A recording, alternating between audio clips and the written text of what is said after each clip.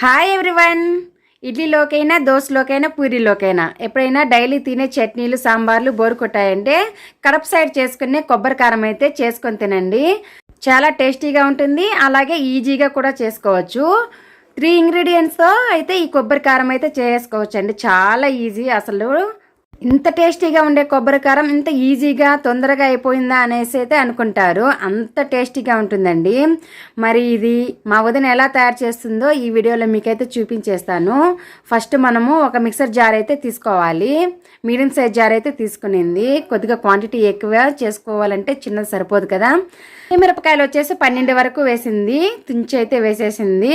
తర్వాత అలాగే ఎండు కొబ్బరి 1 కప్పు వరకు వేసింది. ఇది ఒక చిప్ అంటారు కదా, ఒక చిప్పని చిన్న ముక్కలుగా అయినా కట్ చేసి వేసుకోండి, లేదంటే అలాగే తురిమేసి అయినా వేసుకోండి.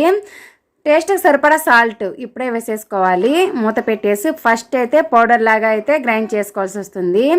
ఈ విధంగా గ్రైండ్ చేసుకున్న తర్వాత అందులో కట్ చేసి పెట్టుకున్న ఒక పెద్ద సైజు ఉల్లిపాయ ఒకటైతే వేసేసింది కట్ చేసి మా వదిన.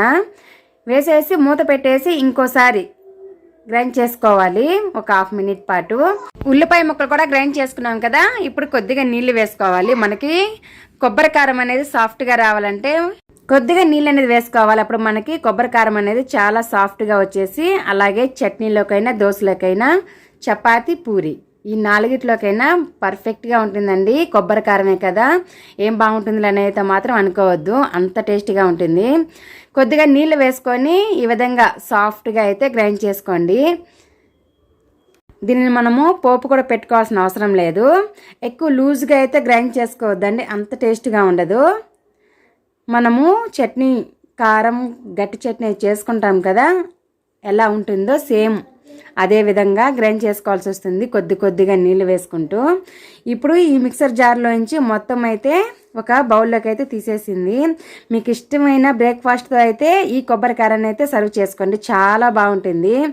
ఈ కొబ్బరి కారాన్ని పచ్చి కొబ్బరితో అయితే చేసుకోవద్దండి, అంతగా బాగోదు. ఎండు కొబ్బరి ఉన్నంత టేస్ట్ అయితే పచ్చి కొబ్బరి అయితే ఉండదు.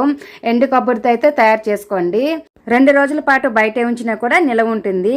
టేస్ట్ అనేది ఎక్కడా పాడవదు, అంత బాగుంటుంది.